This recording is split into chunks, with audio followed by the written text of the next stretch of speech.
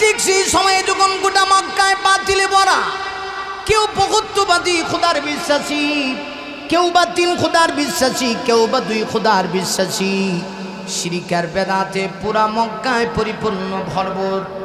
আবার নবীজি ঠিক সেই মুহূর্তে এই মক্কার মানুষগুলিকে আমার নবী এক আল্লাহর দাওয়াত দিতে শুরু করলেন।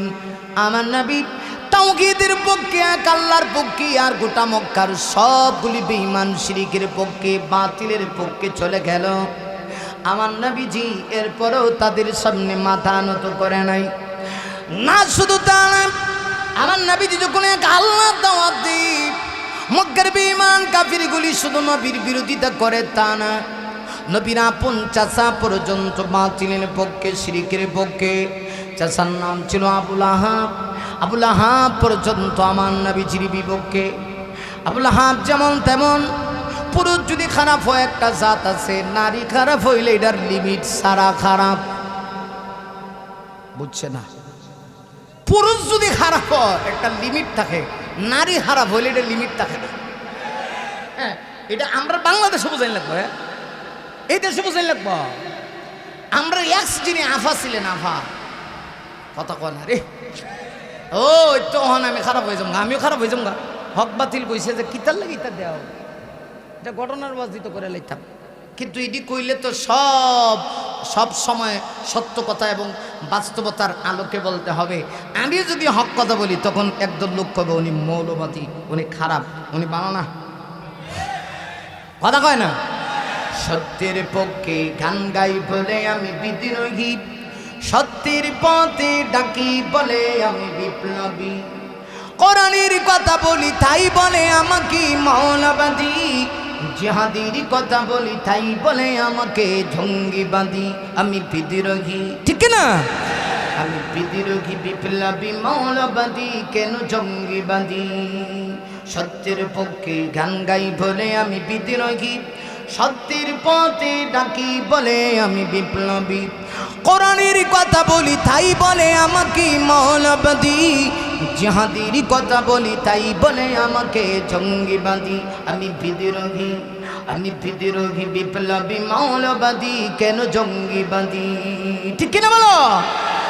জন্মের পরে কানে আজান কি দিনি, তুমি মৌলবাদী যারা হওনি। কথা কয় না রে, ঠিক কিনা? জন্মের পরে কানে আজান কি দিনি, তুমি মৌলবাদী যারা হওনি। আবার মরণের পরে জানাজা পড়াবি, আবার মরণের পরে জানাজা পড়াবি, তখন কোথায় পালিয়ে যাবি? আমি বিদ্রোহী, আমি বিদ্রোহী, বিপ্লবী, মৌলবাদী, কেন জঙ্গিবাদী? সত্যের পক্ষে গান গাই বলে আমি বিদ্রোহী, সত্যের পথে ডাকি বলে আমি বিপ্লবী, কোরআনের কথা বলি তাই বলে আমাকে মৌলবাদী, জিহাদির কথা বলি তাই বলে আমাকে জঙ্গিবাদী। আমি বিদ্রোহী, আমি বিদ্রোহী, বিপ্লবী, মৌলবাদী, কেন জঙ্গিবাদী? ঠিক না? আমি যখন হক কথা কম তখন বিপ্লবী, মৌলবাদী, জঙ্গিবাদী, উগ্রবাদী। আমার নবীকে পর্যন্ত কইছে মোহাম্মদ পাগল। কেডা কইছে? একেবারে আফন চাচা। আচ্ছা, চাচা যেমন তেমন, চাচি যে আর রাসূলের চাচি, এবিডি আবার নেত্রী আছিল, ভাবার তো কম না, মারাত্মক খারাপ। কারণ নারী খারাপ হইলে এটার কোনো সীমা নাই। যার ঘরে বউ জ্বালায় এর পৃথিবীটা অন্ধকার।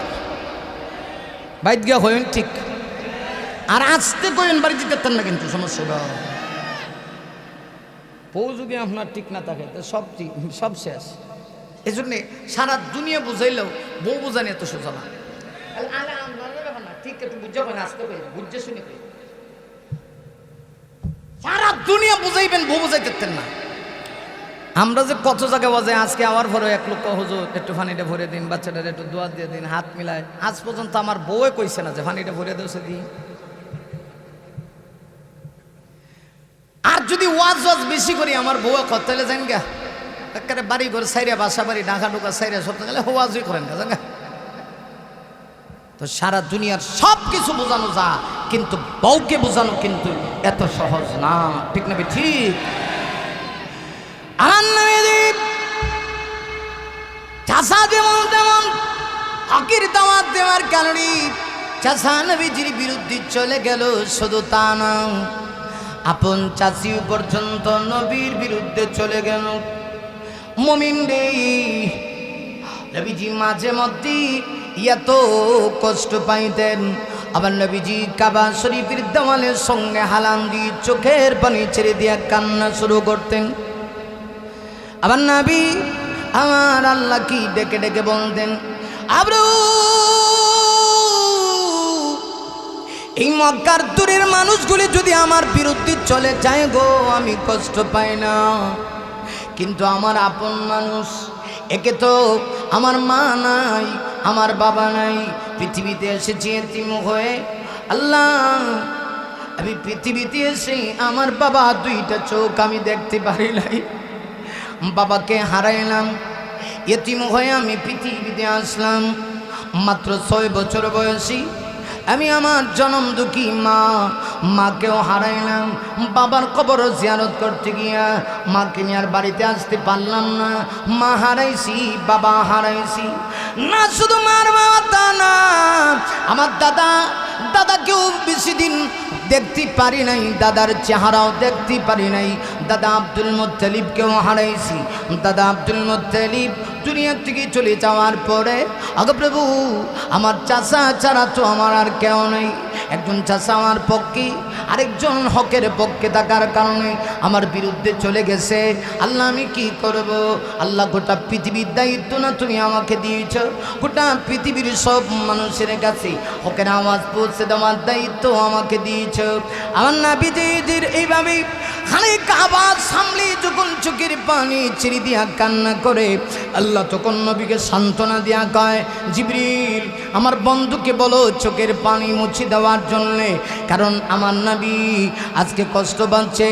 আজকে বাতিলগুলি আমার নবীর চতুর্দিকে ঘেরাও করেছে। এমন একদিন আসবে বাতিলের যন্ত্রণানি থাকবে না, বেঈমানের পাওয়ার থাকবে না, শক্তি থাকবে না। আমি আল্লাহ গোটা মক্কার নেতৃত্ব, মদিনার নেতৃত্ব আমার বন্ধুর হাতে দিয়ে দেব।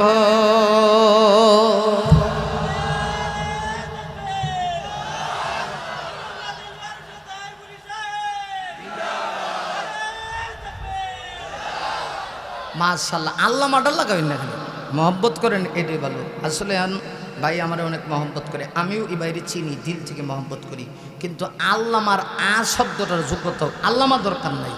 ঠিক আছে সম্মানিত ভাইরা, আসেন আমি যে কথা বলছিলাম, রাসূল যখন হকের কথা বলে দেখা গেল আপন মানুষগুলি বিরুদ্ধে চলে গেছে। 13টা বছর এই হকের দাওয়াত দেওয়ার কারণে নবীজি একতরফাভাবে নির্যাতনের শিকার হয়েছেন। মক্কায় থাকা অবস্থায় একটা পর্যায়ে নবীজি কষ্ট পেয়ে ভাবছিলেন যে একটু তায়েফে চলে যাই, তায়েফ শহর, এটা আমার নানার দেশ, অন্তত সেখানে গেলে আমি একটু শান্তিতে কিছুদিন থাকবো, অন্তত তাদের ভিতরে কিছু মানুষ ইমানের দাওয়াতটা, হকের আওয়াজটা গ্রহণ করবে। নবীজি বড় কষ্ট নিয়ে মক্কা থেকে তায়েফ শহরে চলে গেলেন। কিন্তু তায়েফের মানুষগুলি যে আরো খারাপ, আল্লাহু আকবার, এরা আরো খারাপ। আমার নবী, বিশ্ব নবী, আল্লাহর পর যার পাওয়ার, আল্লাহর পর যার মর্যাদা, গোটা পৃথিবীর সর্বোত্তম মর্যাদার অধিকারী আমার নবী। তিনি শুধু নবী তা না, আমাদের আকীদা হলো আমার নবী হলেন এই পৃথিবীর সকল নবীদের সর্দার, নবীদের মাথার মুকুট, নবীদের মাথার তাজ।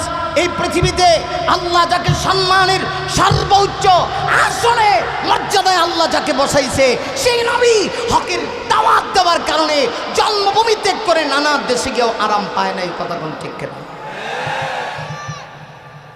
এটাই ইতিহাস, এটাই ইতিহাস। কষ্টের পরে আনন্দ আসে।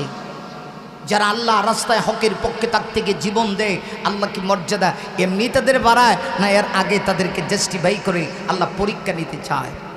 ফদ্দালাল্লাহুল মুজাহিদিনা আলাল কাঈদিনা দারাজা। মুজাহিদদের মর্যাদা সাধারণ মানুষের চাইতে বেশি কেন? কারণ মুজাহিদেরা আল্লাহর জমিনে আল্লাহ দ্বীন প্রতিষ্ঠা করার জন্য এরা রক্ত দিয়েছে। অতএব যে আলেম হকের পক্ষে দায়িকা রক্ত দেয়, ওই আলেম আর মিষ্টি খাওয়া আলেম এক হতে পারে না। ইতিহাস স্মরণ করুন, বাংলাদেশের কোরআনের পাখি, বিশ্বনন্দিত মুফাসসির কোরআন আল্লামা দেলাওয়ার হোসেন সাঈদী রহমতুল্লাহ আলাই দুনিয়ার থেকে চলে গেছেন জালেমের জিন্দানখানায় 1-1.5 বছর আর 2 বছর নয়, 13টা বছর কুড়িয়ে কুড়িয়ে তাকে জেলের ভিতরে কষ্ট দেওয়া হয়েছে। জান্নাতের সেই পাখিটাকে শেষ দিন পর্যন্ত সুস্থ থাকার পরেও, আনন্দিত হাসি উৎফুল্ল হাসি দেওয়ার পরেও ওরা তাকে দুনিয়াতে বাঁচতে দেয় নাই। কিন্তু ওরা জানে না একজন সাইদি কোরআনের জন্য জীবন দিয়েছে, হাজারো সাইদি তৈরি হবে। একজন হাদি বাংলাদেশে ইনসাফ প্রতিষ্ঠা করার জন্য জীবন দিয়েছে, হাজারো হাদি তৈরি হবে। হাদি তুমি একা নয়, এদেশে লক্ষ কোটি হাদি তৈরি হয়ে গেছে। মুসলমান কথা বলো ঠিক না ঠিক?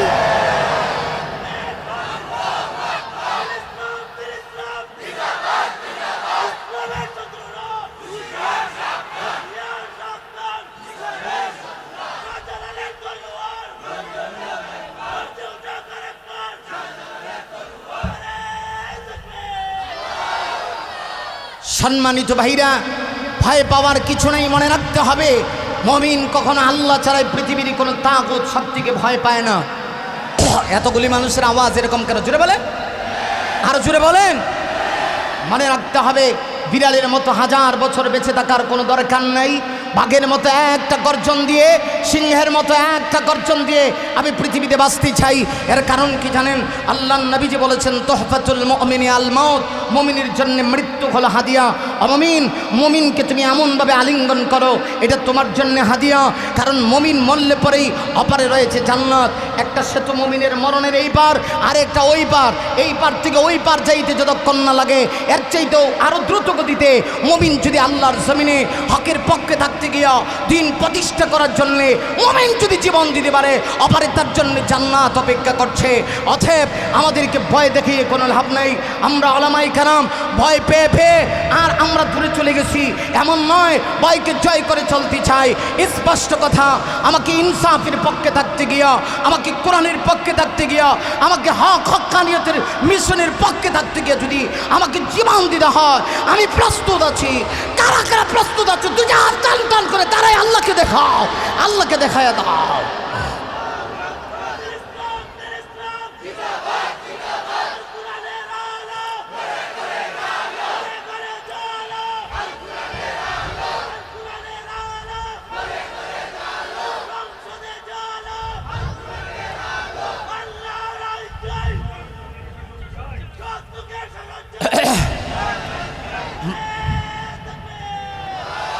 মাশাআল্লাহ, আমার এক ভাই গরম করে। আপনারা কি করেন?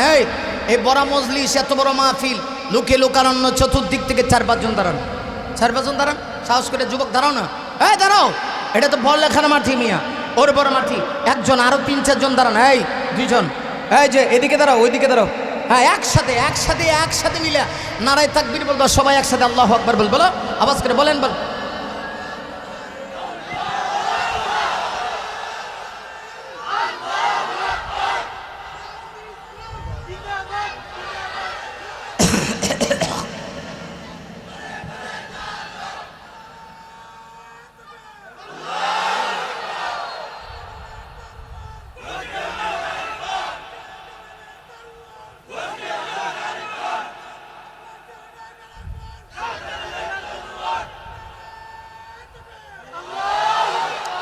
মাশাআল্লাহ, আমাদের ভিতরে হযরত ওমরের চেতনা আছে কিনা নাই? আরো জোরে বলেন। আমরা কি বাতিলকে দেখে ভয় পাই না? বাতিল আমাদেরকে দেখে ভয় পায়। যার নাম মনে গলে ভরে যায় বুক, খোলাফাই রাশিদার মোরে ফারুক। মাবুদের পথে ছিল নিবেদিত প্রাণ, জীবন করে দুঃখীদের ত্রাণ। মাবুদের পথে ছিল নিবেদিত প্রাণ, জীবন করে দুঃখীদের ত্রাণ। তে করে দুনিয়ার আলিশান সুখ, ওমর ফারুক, ওমর ফারুক। বলেন ওমর ফারুক। একটা জবানা বন্ধ থাকবে না, আওয়াজ করে ওমর ফারুক, ওমর ফারুক। যার নাম মনে গলে ভরে যাইব, খোলাফায়ে রাশিদার ওমর ফারুক মাবুদের প্রতি ছিল নিবেদিত প্রাণ, জীবন করে দুঃখীদের ত্রাণ। মাবুদের প্রতি ছিল নিবেদিত প্রাণ, জীবন করে দুঃখীদের ত্রাণ। তে করে দুনিয়ার আলিশান শো ওমর ফারুক, ওমর ফারুক। মারহাবা খান। ইনসাফ কায়েমে যিনি মূর্ত প্রতীক, শান্তির সুবাতাস বহি চারিদিক। ইনসাফ কায়েমে যিনি মূর্ত প্রতীক, শান্তির সুবাতাস বহি চারিদিক। বাগাবাগি করে নিত সুখ আর দুঃখ, বাগাবাগি করে নিত সুখ আর দুঃখ। ওমর ফারুক, ওমর ফারুক, যার নাম মনে ঘোলে ভরে যাইব। খোলাফায়ে রাশিদার ওমর ফারুক মাবুদের প্রতি ছিল নিবেদিত প্রাণ, জীবন করে দুঃখীদের ত্রাণ। তে করি দুনিয়ার আলিশান শো ওমর ফারুক, ওমর ফারুক। মারহাবা। তাম পৃথিবী একদিকে, গোটা পৃথিবীর সব মানুষ যদি বাতিল হইয়া আমি হকের বিরুদ্ধে চলে যাই, আমি মাথা নত করব না। এর কারণ কি জানেননি? নবীজি কত কষ্ট করলেন হকে দাওয়াত দেওয়ার কারণে। আমার নবী মক্কা ছেড়ে তায়েফ শহরে গেলেন, ভাবলেন তায়েফের মানুষগুলি আমার নবীর সঙ্গে সুন্দর আচরণ করবে। তায়েফ আমার নবীর নানা দেশে গেলে নাতিরা এমনিতেই মর্যাদা পায়, মহাব্বত ভালোবাসা পায়। আমার নবী দুই নবীর চেহারার দিকে তাকাইলে পড়ি একজন মানুষের 3 দিনের পেটের ক্ষুধা নিবারণ হয়ে যায়। এত সুন্দর মানুষ আল্লাহ পৃথিবীতে আর কাউকে বানায় নাই। কিন্তু তায়েফের মানুষগুলি এত কষ্ট আমার নবীকে দিল না মুমিন। তায়েফে যাওয়ার পরে তায়েফের বেঈমান কাফেররা আমার নবীর পিছনে ছোট ছোট বাচ্চাগুলি লাগায় দিল। এই বাচ্চাগুলি আসি আমার নবীর গায়ের ভিতরে বিষাক্ত পাথরের কণা দিয়া আমার আলা ইব্রাহিম,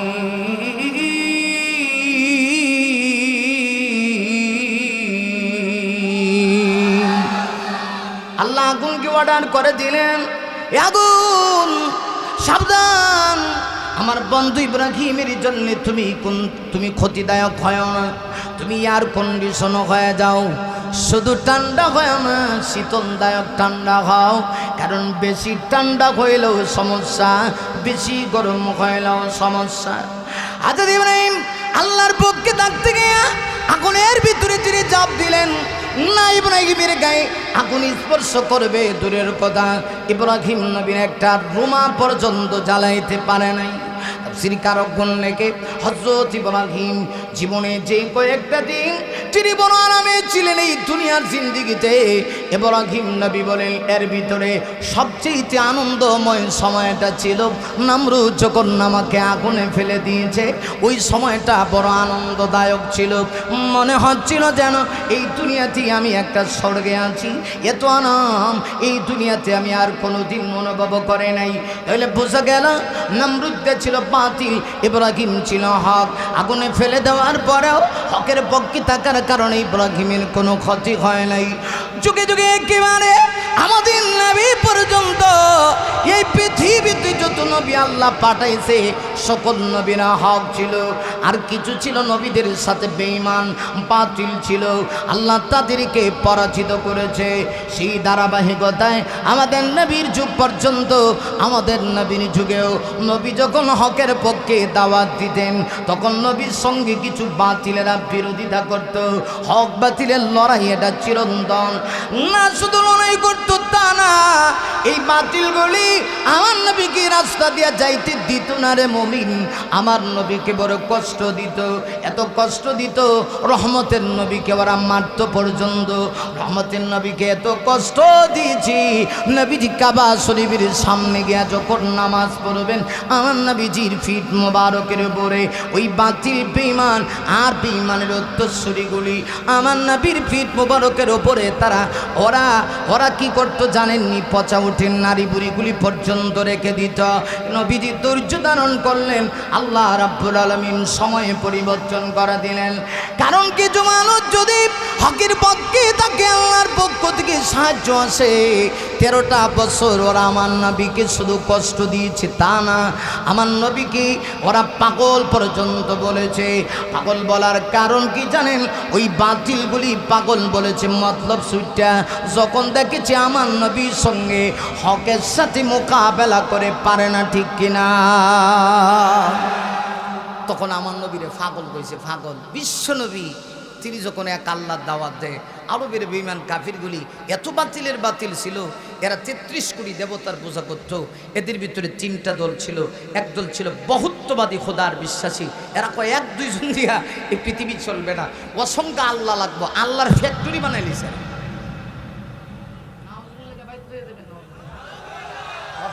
কথা কয় না নাউজুবিল্লাহ, আর জোরে কান। এরা কয় 1-2 জন আল্লাহ দে হইতো না রে, অসংখ্য আল্লাহ লাগবো। সকালে এক খোদা, সকাল 8টার সময় আরেক খোদা, 10টার সময় আরেক খোদা, দুপুরে একজন, বিকালে একজন, খালি খোদা পাল্টায়। খোদা নিজের হাতে নিজে বানায় বাজারে নিয়ে বেছে, তাহলে এটি কি খোদা না হুদা? বোঝে না, খোদা না হুদা? চিন্তা করছেন? প্রভুরে নিজে বানাইলা। আবু জাহেল তুই নেতা আছিস, হ্যাঁ হ্যাঁ, নিজে একদিন খাঁচার ভিতরে অনেকগুলি খোদা লইয়া, খোদা না মানে হুদা লইয়া যাইতেছে আর কি, বাজারে নিয়ে বেচবো। হ্যাঁ, আল্লাহরে বিচ্ছেলিত। আল্লাহ এত দুর্বল যে আল্লাহরে বিচ্ছেলায় হেরা। হ্যাঁ, লইয়া যাইতেছে। কথা বুঝছেন? অসুবিধা হইতেছে? লইয়া যখন যা, রাস্তায় যাওয়ার পরে আবু জাহেলের শিশু ধরছে। ও শিশু তো বড় মানুষের করা, ছোট বাচ্চারা প্রস্তাবে ধরলে শিশু আর কি। আমি একটু মজা করে কইলাম আমাকে, শিশু ধরছে মানে মুতে ধরছে আর কি, সহজ বাংলা ভাষা। আমার কাছে মুত যখন ধরছে, আবু জাহেল চিন্তা করে তাহলে তো মতন লাগবে, নাহলে তো অবস্থা খারাপ। কারণ প্রস্রাব যদি বেশি ধরে দেখবেন এটা ঠিক থাকে না, পেট ফাটা শুরু হয়ে যাবে, কিডনিত গিয়ে ধরে, কিডনিত। কথা কন, এটা আটকেন জানা। প্রস্রাব হওয়ানো নিয়ামত, এটা যে কত বড় নিয়ামত, যার হয় না এর আগে একটু জিজ্ঞেন, ভাই তোর যে প্রস্রাব হয় না তুই কত আরামে আসো? ওই ভাই রে, আমার কিচ্ছু লাগতো না ভাই, আমারে আগে প্রস্রাব করা। কথা কন না কেন, ঠিক কেনা? এজন্য এই নিয়ামতের কাজে লাগাই। আমরা দেশে অনেক লোক আছে খারা শয়তানের মতো খারায় মারিয়া দেয়, 5 লাইন ফিট করে। কোন দিন যে আল্লাহ তোর উপরে টান্ডা ফেলাই পড়ে, বুঝে শুনে চলিস।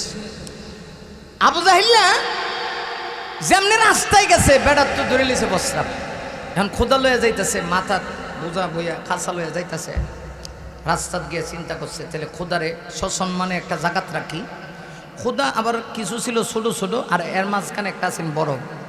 তো চিন্তা করতেছে যে বড়টা কই রাখবো, না এটা আলাদা করে, বড়টারে আলাদা করে পিছিয়ে মনে করেন ওই যুগে যেটা ছিল এটাতে, হ্যাঁ ও দিয়া এটা কি করে অঙ্করগুলি দিয়া যখন আঘাত করতে শুরু করছে, আমার নবীজি হাউমাউ করে কান্না শুরু করছে।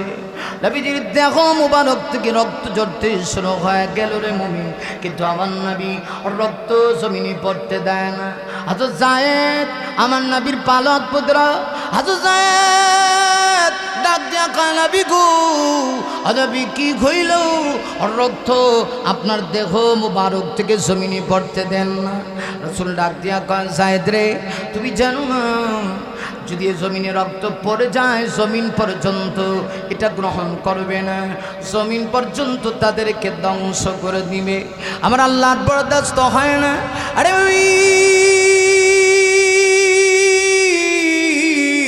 আমার এবার আল্লাহ জিবরিলকে পাঠিয়ে দিলেন, জিবরিল তোমরা যাও আমার বন্ধুর কাছে গিয়ে বলো, বন্ধু শুধুমাত্র যদি একটা বার অর্ডার করে, তাই ফিরে দুই দিক থেকে দুইটা পাহাড় আছে, বিশাল বড় পাহাড়, এত শক্তিশালী পাহাড়।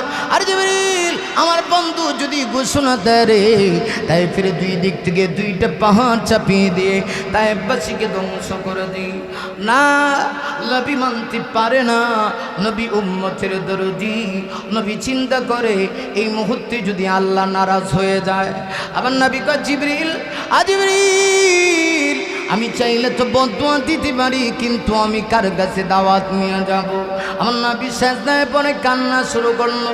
আল্লাহ ডাক দেখো, জিবরিল বন্ধুর কারণে বাঁচিয়ে দিলাম। এত কষ্ট আমার নবী পাইলেন, শেষ পর্যন্ত মক্কার মানুষগুলি আমার নবীকে মক্কায় থাকতে দিবে না। আবার নবী মাঝে মধ্যে অপেক্ষা করে, অপেক্ষার প্রহর করি কখন জানি আল্লাহর পক্ষ থেকে অর্ডার আসবে, আর কখন নবীজি হিজরত করে মদিনায় চলে যাবে। 6 মাস আগে হযরত আবু বকর সিদ্দিককে বলেও দিলেন, আবু বকর, আরে আবু বকর যেদিন মক্কা ছেড়ে মদিনার দিকে হিজরত করব, আবু বকর সেই দিন তুমি হবে আমার সঙ্গী। এই পৃথিবীর শ্রেষ্ঠ আশিক আবু বকর এই কথা শোনার পরে রাত্রিবেলা 1 সেকেন্ডের জন্য আবু বকর ঘুমায় না। আবু বকর চিন্তা করে, গভীর রজনীতে আমি যদি ঘুমায় যাই আর আমার নবী কি মক্কার কাফেররা দরজার কাছে একা পেয়ে যদি নবীর গায়ে আঘাত করে, কিয়ামতের দিন আমি আবু বকর আল্লাহর সামনে কেমনে চেহারা দেখাবো? কেমনে তুমি নবীর আশিক দাবি করো? লজ্জা হয় না? আজকে তুমি নবীর আশিক দাবি করো, তোমার নবীর ইজ্জতের উপরে কলঙ্ক লেপন হয়, তোমার নবীর ইজ্জত নিয়ে চিনিমিনি খেলা হয়, অথচ নবীর আশিক দাবি করো। আর আবু বকর সিদ্দিক কেমনে নবীকে ভালোবাসতো? আমার নবী যেই দিন বলেছিলেন আবু বকর তোমাকে নিয়ে হিজরত করবো, আবু বকর রাত্রিবেলায় 1 সেকেন্ডের জন্য ঘুমায় না। এদিক দিয়ে 6 মাস চলে গেল। আমার নবী আল্লাহর অর্ডার ছাড়া তো দেশ থাকতে পারে না গো মুমিন। পৃথিবীর কোনো নবী না আল্লাহর অর্ডার ছাড়া জন্মভূমি ত্যাগ করতে পারে না। সর্বশেষ দেখা গেল আমার নবী শুধুমাত্র ওয়াহদানিয়তের দাওয়াত দেওয়ার কারণে, হকের দাওয়াত দেওয়ার কারণে গোটা মক্কার সবগুলি বেঈমান কাফের এক হয়ে গেল। প্রত্যেকটা গোত্র থেকে একজন সাহসী যুবককে বেছে নিয়েছি, উদ্দেশ্য হলো সবাই মিলে গভীর রজনীতে আবার নবীজির হজরত শরীফ ঘেরাও করবে। যে মুহূর্তে নবী হজরত শরীফ থেকে বের হবে গো, বেঈমান কাফেররা এক হয়ে আবার নবীর গায়ে আঘাত করবে। আল্লাহু আকবার। আমি আপনাদের কাছে জানতে চাই, আমার নবীর ইজ্জত আবরু সম্মান হেফাজত করবে কে? আরো জোরে আওয়াজ করে বলতে হবে কে? নারী নারী মুমিন না, কেউ কাউকে মারতে পারে না রে মুমিন। আল্লাহ যদি কাউকে হেফাজত করতে চায় গো, পৃথিবীর সব মানুষ মিলে তাকে ধ্বংস করতে পারে না। রাখে আল্লাহ, মারে কে? মারে আল্লাহ, রাখে কে? কেউ যদি চায় বাতিল হইয়া ইসলামের আওয়াজটা ফুৎকার দিয়ে নিবাই দিবি, পারবে না। কারণ এই বাতি পৃথিবীর কেউ জ্বালায় নাই, বাতি জ্বালাইছেন তিনি কে? يريدون ليطفئوا نور الله بأفواههم والله متم نوره ولو كره الكافرون।